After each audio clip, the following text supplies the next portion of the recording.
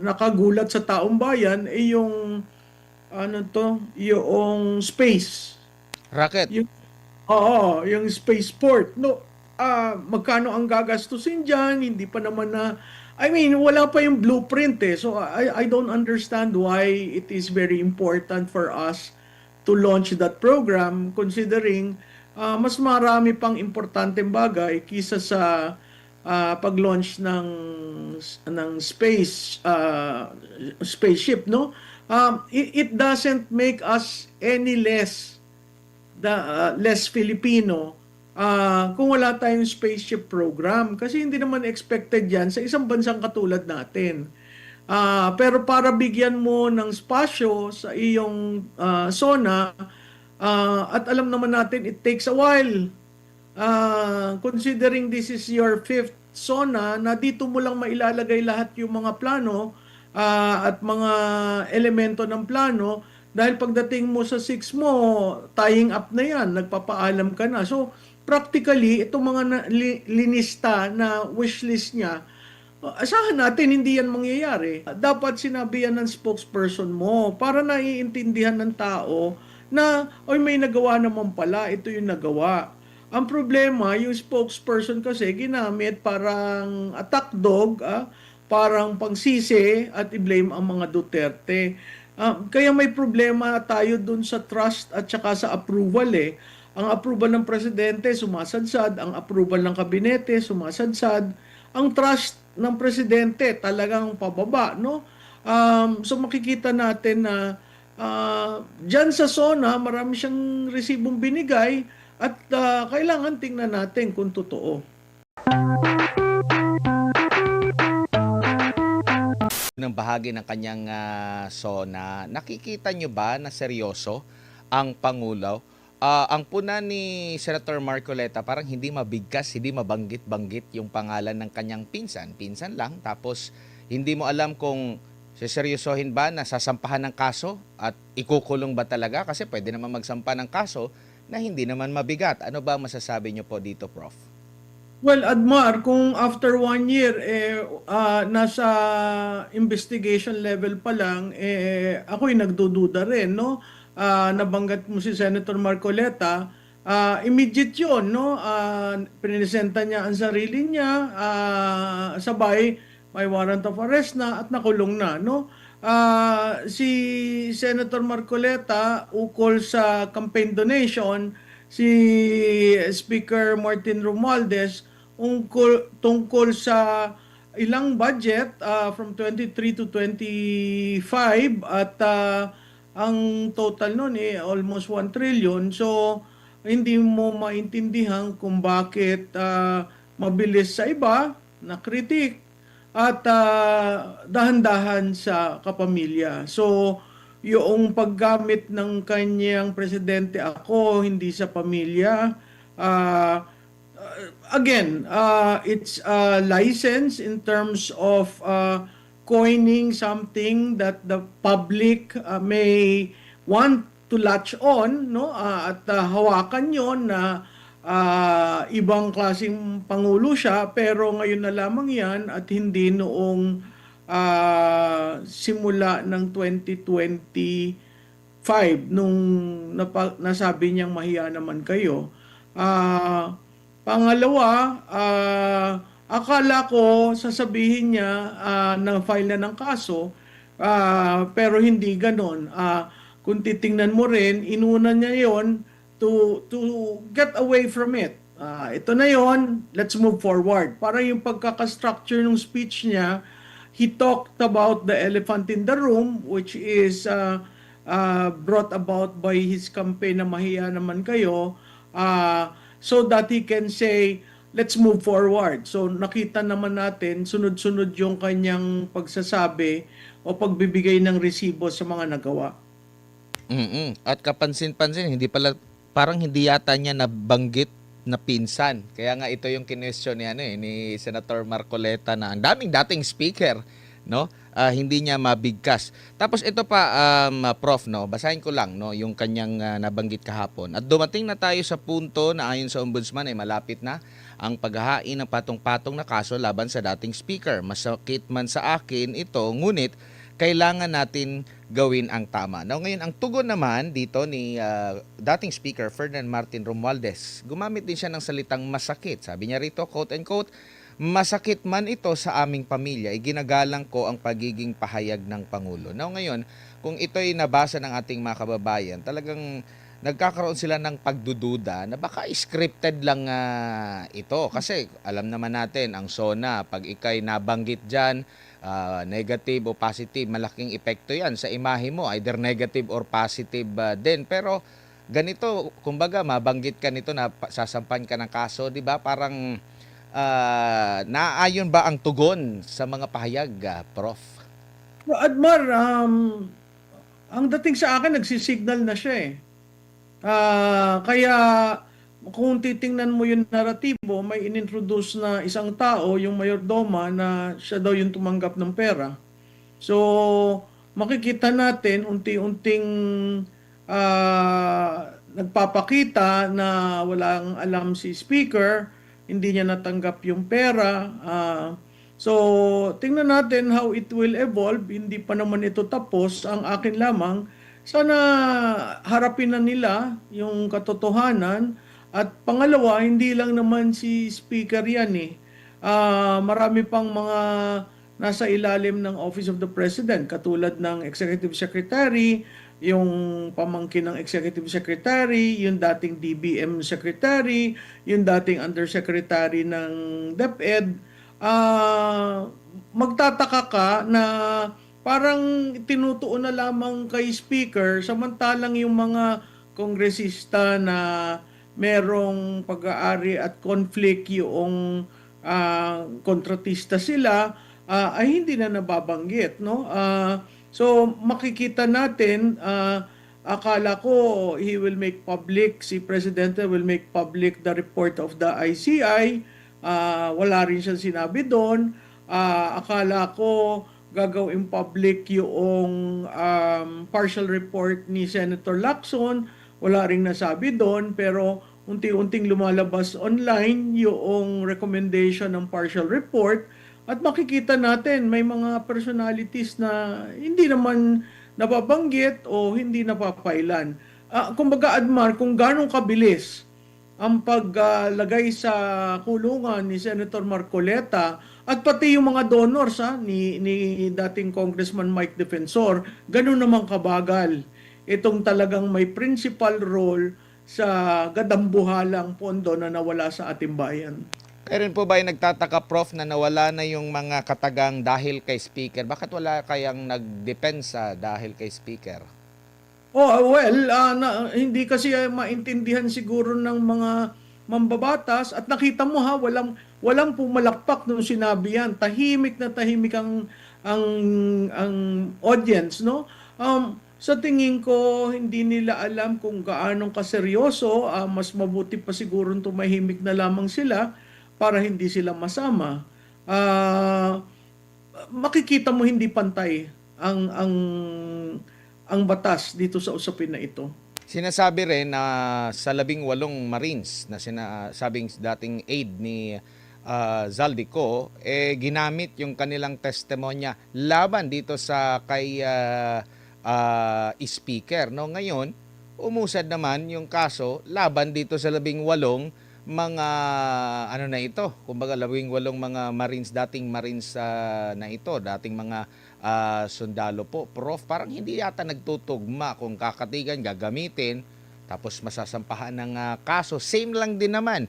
Binanggit lang nila kung sino sa tingin nila ang nakinabang doon sa maletang kanilang i-deliver.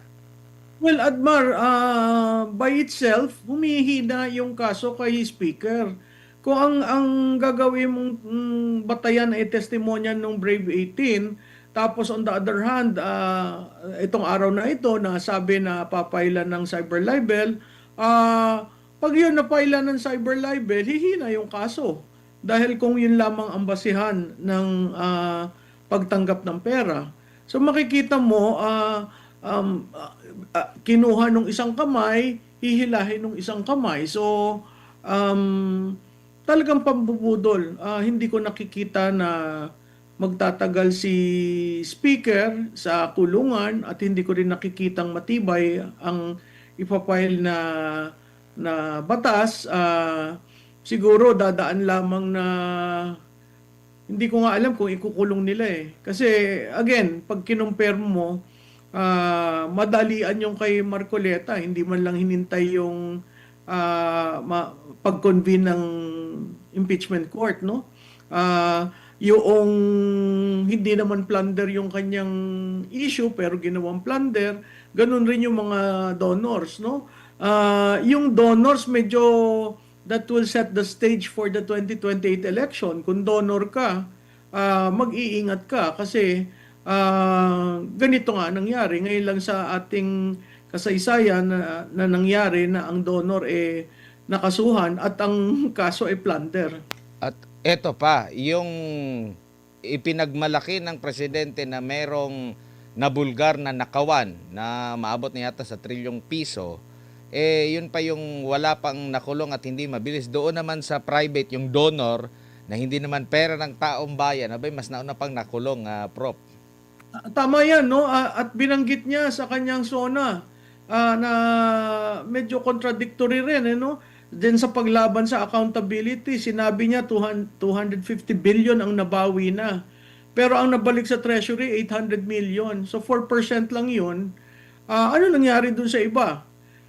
Kasi ang sabi niya dyan, ang claim niya sa SONA niya, sinisigurado ko sa inyo na ang maibabalik na pera, ang mababawing pera ay gagamitin ng gobyerno.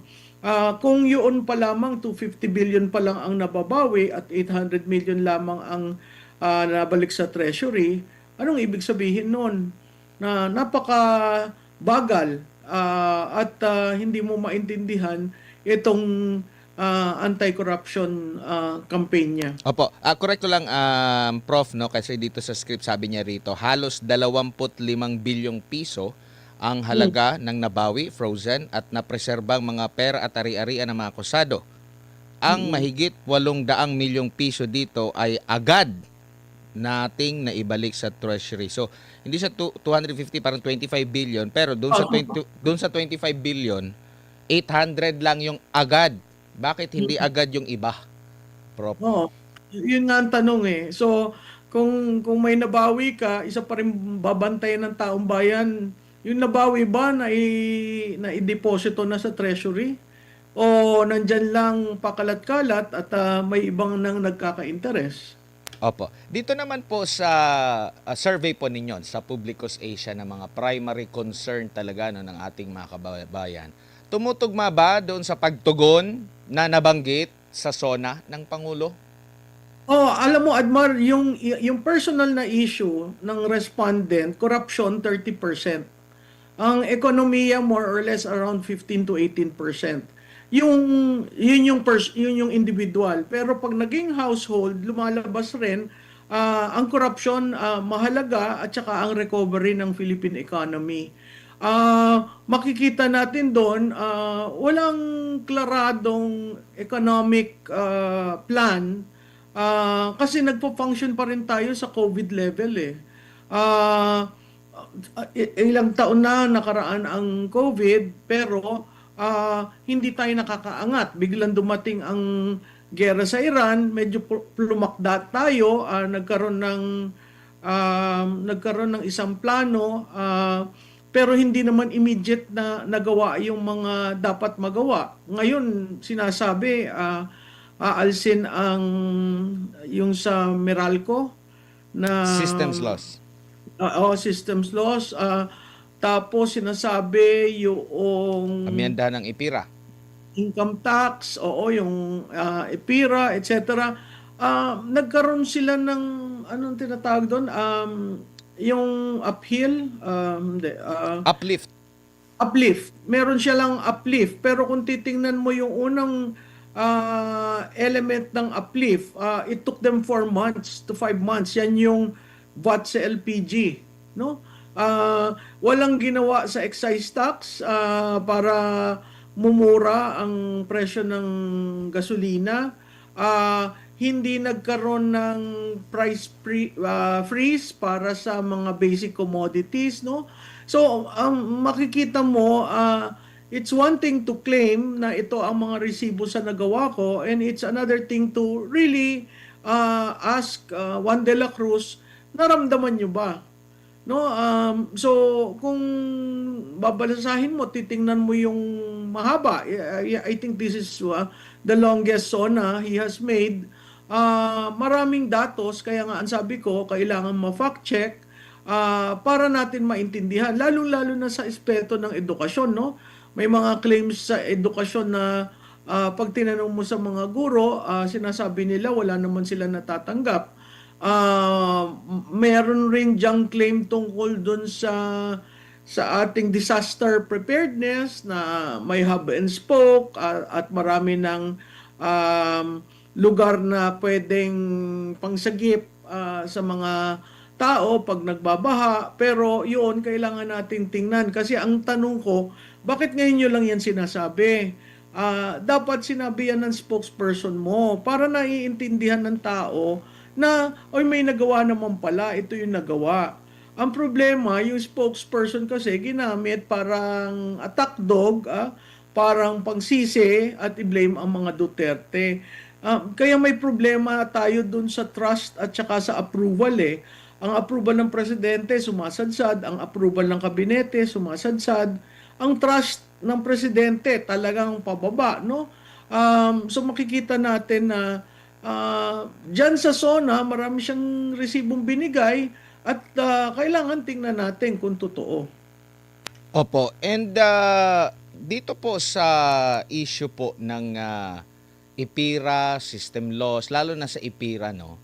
Ang punto na pinakamahalaga na kailangan ng taong bayan itong ganito, lalo na yung pagsuspindi sa VAT, nung panahon ng unang part ng pagsiklab ng Iran at US-Israel na giyera, na yun talaga yung hinaing nila, pero hindi nagawa. Kung nagawa man, doon lang sa LPG, sa kerosene, pero ang hiling talaga ng ating mga kababayan doon is yung diesel, yung gasolina na napakataas ng itinaas. Kung hindi nagawa doon, maniniwala ba tayo na magawa na isang batas talaga, maamyendahan talaga, considering ang kalaban mo rin dito is mga oligarch din na prof?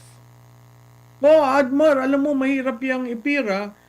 Simula nang naisabatas yan, ang pagka-recall ko, wala pang 6 months upon signing, may mga nagsasabi ng kailangang i-amenda. At every kongreso, whether first session or third session, ina-attempt na maamendahan yan, pero hindi natutuloy. Katulad nga ng sinabi mo, medyo mabigat dyan ang labanan.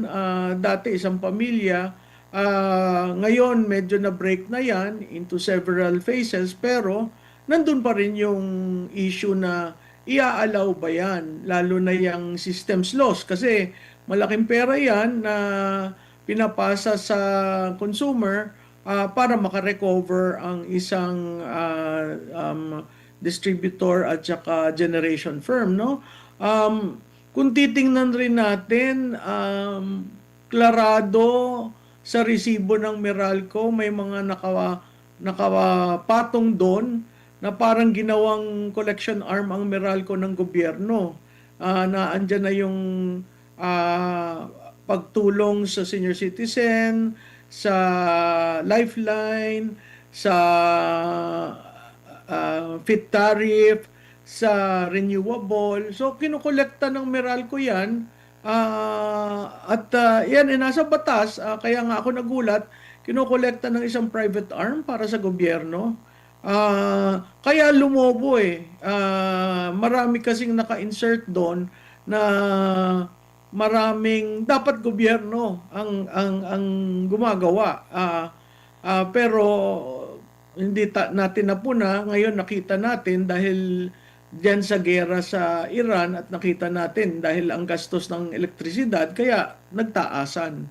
Kaya nagdududa yung ating mga kababayan kung sincero ba ang administrasyon ngayon sa mga pinagsasabi nito sa SONA.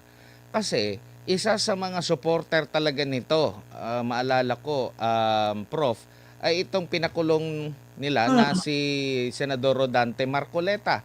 Now ngayon, papalapit na matapos na ang termino doon na nabanggit. Now ngayon, ang sabi naman ng DOE, para daw mawala ang system loss, kailangan ng at least 1 taon. hmm. Alam mo yan kasi lilinisin yan sa books eh. Mahirap mong i-compute yung system loss kung aalsin ng buo. Kasi pwedeng hindi pa nare-recover nung ng Meralco yaan, no? Tama ka, no? Yaan isang um, legislation advocate dyan si Senator Marcoleta from the House to the Senate. At nakita naman natin during the start of the war, doon sa mga hearings na ginagawa, no? Parati niyang sinasabi, alsin na natin ito, gawin na natin ito. Unfortunately, hindi naman certified ng Pangulo. At narinig natin noon kay dating kalihim ng finance na mahirap, he will never agree with the removal of the VAT, no? So, makikita mo from that time on na nagkaroon ng gera till now, parang wala pang pag-aaral na ginawa para malaman kung saan, kukunin just in case maalis. Siguro karagdagan na rin dyan, doon sa mga binanggit sa SONA, siguro dapat binanggit niya ang effort ng Bureau of Customs dahil under ni Commissioner Ariel Nepomuceno, napakalaki ng revenue na kukuha dahil sa reform na ginagawa niya using technology. So, walang nabanggit doon at makikita mo meron silang mga bagay na iniiwasan from the revenue side to the public debt, yung pag-utang, to the impeachment, and of course, yung latest, akala ko nga, i-claim niya yung upper middle income eh. Pero quiet sila doon. Kaya makikita mo pag hinimay at medyo matagal-tagal itong paghihimay na gagawin, pag hinimay mo, makikita mo na essentially, sagot yon sa taong bayan at parang sinasabi niya, nararamdaman ko kayo. In fact, ito nga ang ginagawa ko. Kaya Mm. medyo yung iba naiwan sa wayside eh, no? Ang isa pa niyang claim na kaduda-duda, kaya nga napakahalaga ng fact-checking na dapat gawin, ay ang pag-claim niya dun sa electric vehicles ng Davao City. So, apart from Marcoleta, claim niya rin yung sa Davao City na yun naman ang Davao mismo, ang syudad ng Davao mismo ang may programang ganun. Pati nga yung sa issue ng nuclear, matagal na ito eh. Lagi kong Oo. na-interview si Congressman Cuangco. Naiinis na nga siya kasi ang bagal daw ng gobyerno. Merong napag-uusapan, nare-raise sa SONA, tapos yun na naman, balik na naman. Every time na ma-interview ko, yang si Congressman na Cuangco, kasi marami siyang mga plano talaga na maisulong, mapagal naman daw ang gobyerno sa pag-implement. Ang binabanggit nga niya is itong DOE. No, ngayon, nabanggit na naman ng Pangulo, baka ganun pa rin. Nasa na tayo, last 2 minutes na, kumbaga, sa termino ng Pangulo. Kaya napagdududahan yung kung sincero ba ang mga pahayag ng Presidente sa kanyang SONA, Prof. Oo, Admar, yung tama ka dyan, yung Bataan Nuclear Power Plant, dinicommission na nila. Tapos, nagkaroon ng hearing sa House yan, nagkaroon ng proposal. Nung panahon ni Presidente Duterte, may EO pa nga to study the commissioning, no?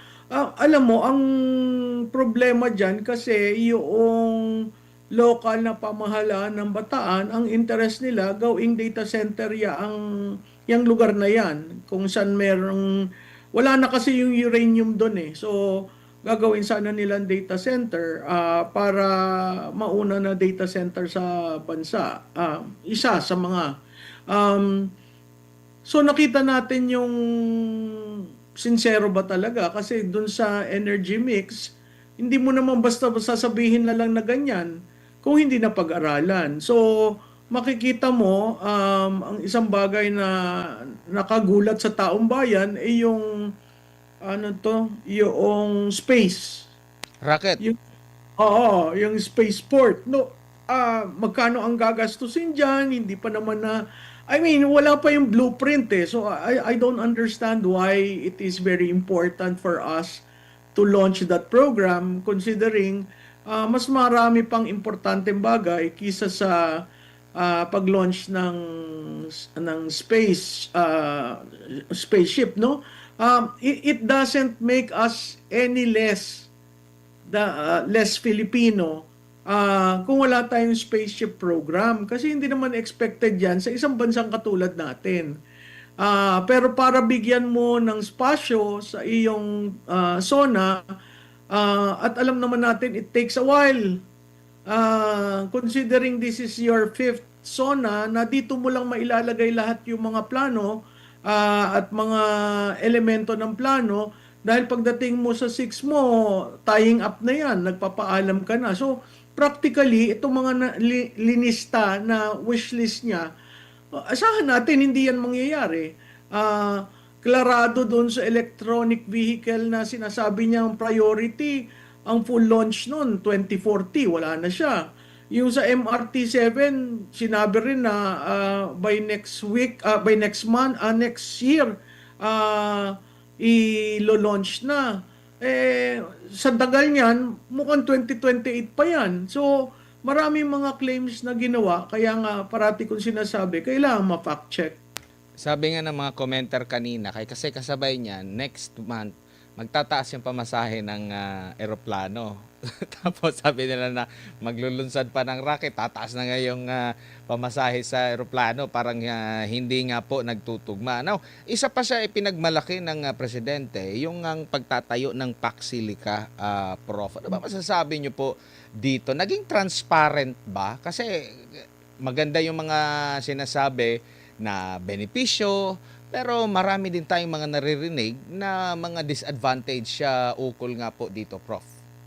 Oo, Admar, yung sa Paxilica, medyo pinasadahan lang eh. Wala namang masyadong, ang parang ginagawang pagbenta yung AI, yung minerals, pero hindi sinasabi na ito ay 99 years, ito ay lupa ng mga ita, no?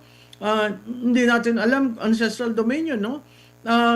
Yung pag-ooperate ng data center, kailangan yan malamig ang lugar. So, kailangan ng tubig, kailangan ng elektrisidad. Saan mo yan kukunin? Pag hinigop, pag nag-ooperate na yan at nahigop ang Luzon Grid, paano tayo? No? Maraming katanungan pa, pero minamadali nila para sa November magpirmahan na. Ang isang controversial dyan ay yung diplomatic immunity na hinihingi ng Amerika doon sa kabuuan ng Paxilica. At makikita naman natin per the BCDA report, ang locators parang isa pa lang, no? Yung iba hindi pa nag-agree pero hindi pa nagsasabi, maglo-locate kami. So, napakahirap yan. Pero ang tingin ko yan, kaya pinupush yung Paxilica, ay para itali ang kamay ng mga susunod na liderato, mga susunod na pangulo, para sigurado ang Estados Unidos ay naandyan at hindi mapapaalis sa Pilipinas. No? Ang problema dyan, pag yan inatuloy, tayo ay parang magnet na yan ng lahat ng kalaban ng Estados Unidos, magiging kalaban ng Pilipinas. Again, it is not to our national interest. Hindi pa naman subok kung gaano kadaming trabaho, kung yung mga yung pagmimina talagang iaalaw natin. So medyo masalimuot siyang Paxilica. Opo, parang EDCA din pala to. Huli na lang po, Prof. Merong mensahe ang Pangulo sa mga detractors. Sabi niya, quote-unquote, Filipinos are noble, kind, gracious, and a great race. We are not greedy, we are not racist, we are not liars, we are respectful, and we are dignified. We are Filipinos, and We do not yield. Ito na ba ang susi para maging positive, yung dapat na maging positive at tumaas ang kanya pong ang tiwala mula sa taong bayan, Prof? Well, ang naririnig ko sa online, medyo nagagalit sila diyan eh, no? Kung susumahin mo yung 4 na taon, 5 taon niya, yung kind, yung greedy, may iilang tao sa administrasyon niya na yan ay patungkol sa kanila. Ah, oo, ang Pilipino mapasensya, pero definitely ang Pilipino hindi greedy. Siguro yung mga leaders natin, no? Ah, yung racist, patungkol yon, alam mo, mas maganda sanang tinuon na lamang niya yan sa kanyang tinatarget na sabihan na sa paningin ko ay ang China, no? Para mo akuin, kasama ka, at kasama ng lahat ng Pilipino, medyo hindi naman tama yon kasi ilan lang sektor sa atin bansa ang question dyan sa China. Madali naman mapag-usapan yan bilaterally kaso may mga ilang tao na ang gusto talagang gigilan at labanan. Alam mo, nung binanggit niya yan, pumasok sa isip ko ang ginagawa kay BP Sara. Kung iyong uulit-ulitin yung mga salitang yan, ang magiging tanong ko, ba't mo na ganun si BP Sara? Ba't mo na ganun si Senator Marcoleta? Ba't mo ginanon si Mike Defensor at yung dalawang totally private individuals, no? Parang kabaliktaran ang kanyang mga pagtuon pero nagamit niya dahil tayong lahat. I Mm. take exception to that kasi hindi naman totoo yan. Baka mas gusto niya yung pinupuri siya ng mga leader ng mga ibang bansa, mabigyan siya ng magagandang mga salita, tapos ending patawa ng mas mataas na taripa. Oo, no? Mas matindi yun. Pagkatapos masahihin ang ego niya ni State Department Rubio, bigla nga nagkaroon ng taripang ganyan. At nakita mo naman, hindi umalma. Walang protest na nangyari. So, tapos yung sinabi ng mga Amerikano na questionin nila ang ICC, nakita mo naman ang sabi ng spokesperson niya. So, may mga pitik-pitik siyang ginagawa sa mga Amerikano. Siguro hanggang doon lamang dahil makikita mo how we are in deep with the Americans under this administration.